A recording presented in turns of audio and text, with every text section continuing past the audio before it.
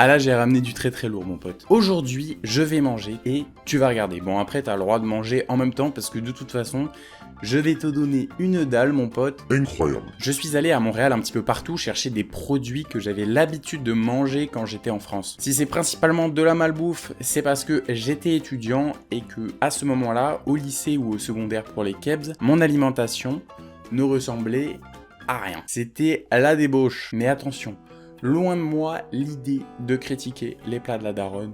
Ça, c'est sûr. Bon, j'ai assez parlé, n'oubliez surtout pas de vous abonner juste ici et de me laisser un petit commentaire pour le référencement. Merci pour la force. C'est parti. Qui fera donc partie du top 10. Ça fait une semaine que je me retiens de pas tout boire ou de pas tout manger, mon pote.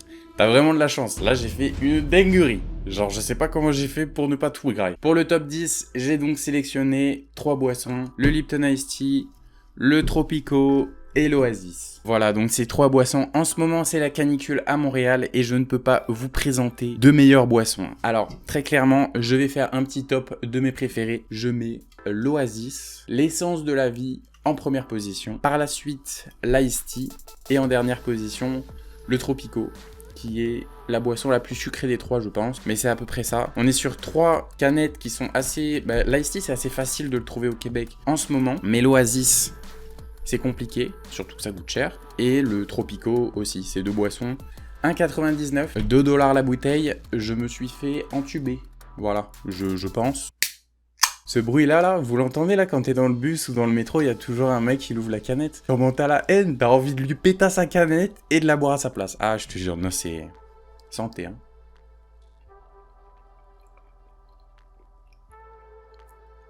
C'est une douceur. Mon 9e choix se tourne vers la confiture Bonne Maman. Au Québec, de toute façon, il n'y a pas de confiture à part le sirop d'érable. Je rigole, hein, c'est bon, hein, ça c'est juste le cliché à 200% pour les kebs. Le touriste pense quand même que le Québécois cuisine ses pâtes avec du sirop d'érable, qu'il y a des caribous à tous les coins de rue, et que le Québécois du Grand Nord habite dans un igloo, mon pote. Les forums des kebs sont juste, c'est hilarant, il y a beaucoup trop de trucs à dire. La confiture Bonne Maman, c'est d'une simplicité telle que c'est une douceur, avec une petite tranche de pain, du beurre, voilà, je vais pas te faire le dessin, tu sais faire, c'est une dinguerie. Mon 8e choix, qui est salé cette fois pour la première fois, c'est des belins. Des belins, donc les kebs ne connaissent probablement pas ça. Bam, t'es mal à tête du paquet.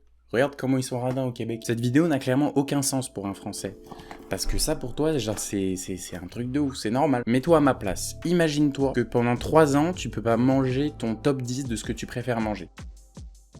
Et pour accompagner les belins durant un apéritif, je ne peux que vous proposer encore quelque chose à boire cette fois-ci et qui est orienté pour l'apéritif. C'est une bière belge. Je sais pas pourquoi je suis obligé de faire cette tête quand je dis belge. Il sera donc question de la Leffe. Voilà, c'est un classique. Je ne peux pas... Ça coûte une blinde ici, c'est incroyable. Une Leffe, c'est pas la bière la plus chère, c'est pas la meilleure, je sais très bien, il y en a d'autres. Mais avec des belins, tu as ton petit apéro. Santé. Oh, j'ai fait une dinguerie, mon pote.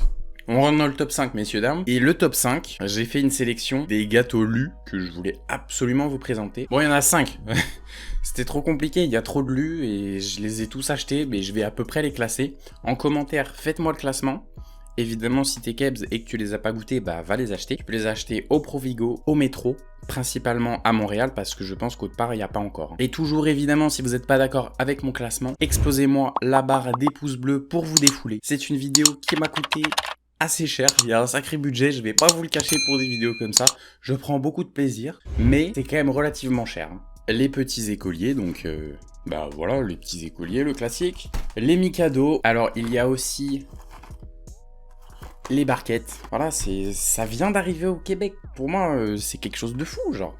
Et puis ça, là, je vais pas mettre tout le monde d'accord. Ça, c'est une dinguerie. Genre, à la framboise, c'est une dinguerie. On est sur un bon petit top de tous ces paquets. C'est quoi mon classement? On me voit même plus tellement il y a des gâteaux.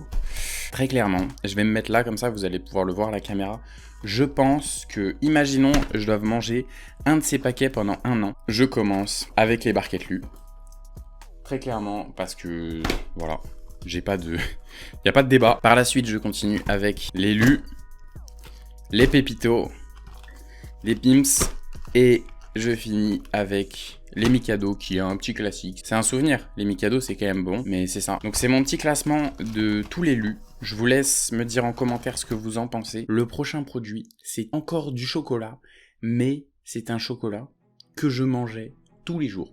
Je vous présente le seul, l'unique, la seule, l'unique barre de chocolat Milka. C'était donc un élément phare dans ma tendre jeunesse. Que dire de ce produit avec du pain et du chocolat? Un petit verre de jus d'orange, voilà, c'est évidemment absolument pas équilibré, il n'y a rien de bénéfique là-dedans, mais je ne suis pas diététicien, hein, vous allez vous faire voir. Ça fait beaucoup là, non? Voilà, mangez ce que vous pensez, mais c'est une dinguerie. Je pense que si j'avais un compteur de tablettes de chocolat Milka sur ma tête, vous auriez peut-être peur de moi au bout d'un certain moment. L'avant-dernier choix, ça c'est un choix un petit peu plus adulte, parce qu'il se donne encore pendant l'apéritif. Beaucoup de Français le consomment d'ailleurs. Je vous présente un saucisson importé, messieurs dames, de France. Voilà, que dire sur le saucisson ? Mis à part que c'est un bonheur en bouche, c'est un élément essentiel pour le bon fonctionnement de l'organisme, malgré que je sais que tout le monde ne peut pas se permettre de manger ce que je respecte absolument. Bref, petite présentation, évidemment qu'il vient tout droit de cette chère France, de même de la maison Haute-Savoie depuis 1930. Pour le prix qu'il a coûté, j'espère bien qu'il vient de là-bas, très clairement. Mais pour couper un saucisson, il vous faut un couteau qui coupe, sinon ça n'a aucun intérêt. Le but, c'est que il faut des fines tranches. Il est question donc de retirer le petit morceau. Et quand on a un couteau qui coupe, eh ben, c'est vraiment possible. Laissez-moi me réentraîner un peu, mais vous voyez que... Comment est-ce que je suis concentré? J'ai baissé la tonalité de ma voix. Voilà, c'est ça. Et c'est pas plus gros. Pour moi, c'était un élément essentiel à présenter. Le choix ultime, pour le moment, il est donc question des Haribo.